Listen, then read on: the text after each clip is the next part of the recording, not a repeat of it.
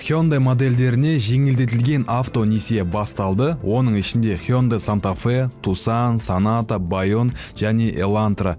Қазақстандағы Hyundai компаниясының ресми дистрибьюторы Астана Моторстың құрамына кіретін. Енді бұлар бізге жеңілдетілген авто несиенің шарттарын жариялады. Енді оның ішінде біз қол жеткізе алатын көліктер су жаңа Hyundai Santa Fe, 2023-24 жылғы бестселлер Hyundai Tucson, бизнес-класстың үздік седаны Sonata және шағын қалалық кроссовер Bayon және Elantra. Бұл кредиттің шарттары мынадай.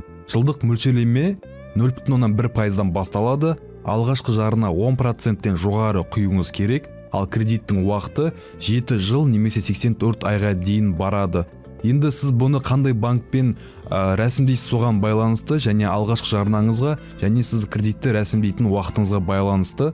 Бұл бағдарламаға қатысатын банктердің тізімі мынадай: Майкар Финанс, Халық банк, Форте банк, Банк Центр кредит және Евразийский банк. Сол үшін сіз өзіңізге ыңғайлы етіп бүкіл шарттарын өзіңізге ыңғайласаңыз болады. Және мысалға Hyundai Tucson, Santa Fe модельдерін қарастыратын болсақ, автонесиеге рәсімдеуге мысалға сіз оған 20 немесе 30% алғашқы жарына құйып, жылдық 3,3%пен сіз өзіңізге несие рәсімдесеңіз болады. Сол үшін бұл бағдарламаның уақыты шектеулі, сондықтан үлгеріп қалыңыздар. Ал бүкіл хабарға бірінші болып қол жеткізгіңіз келсе, осы парақшаға тіркеліп отырыңыздар, бізбен бірге болыңыздар.